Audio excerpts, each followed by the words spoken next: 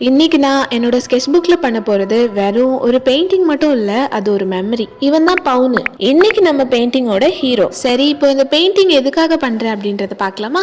எங்க வீட்ல எல்லாருமே பயங்கரமான கேட் லவர்ஸ். ஆனா உண்மையை சொல்லணும்னா இந்த பூனைங்களை எல்லாம் நம்மளால சொந்தம் கொண்டாடவே முடியாது. அவங்களோட ஆட்டிடியூடே தனிதான். என்னமோ நாம அவங்களுக்கு 4 வேளை சாப்பாடு போட்டு பராமரிக்க வேண்டியது எழுதப்படாத சட்டம் மாதிரி தான் நடந்துப்பாங்க. பசி மட்டும் வந்துருச்சுன்னா போதும், அப்படியே பாவமா கியூட்டா எல்லா ரியாக்ஷன்ஸையும் கொடுத்துருவாங்க. கொஞ்ச நாளைக்கு முன்னாடில இருந்தே பவுனுக்கும் இன்னொரு பெரிய ஆண் பூனைக்கும் எல்லை தகராறு. தொடர்ந்து டெய்லி சண்டை, மாத்தி மாத்தி வெரைட்டி அடிச்சுப்பாங்க. அப்புறம் ஒரு நாள் நல்லா சாப்பிட்டுட்டு வெளியே போனவன் தான்.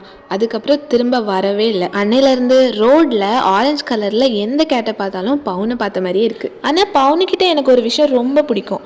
அவன் வெளியே போயிட்டு திரும்ப வீட்டுக்குள்ள வரப்போ அப்படின்னு சத்தம் போட்டுட்டே வருவான். ஆனா அது என்னமோ நம்ம காதுல அம்மானு கூப்பிட்ட மாதிரி தான் விழும். அதனால இன்னைக்கு என்னோட ஸ்கெட்ச் புக்ல நான் என்னோட பவுனை ரெக்கார்ட் பண்றேன். இங்க எந்த எல்லா தகராறும் இல்ல, எந்த சண்டையும் இல்ல. நீங்களும் இந்த மாதிரி உங்களோட பெட்டை மிஸ் பண்றீங்க அப்படின்னா உங்க ஸ்டோரிஸையும் கமெண்ட்ஸ்ல ஷேர் பண்றீங்களா?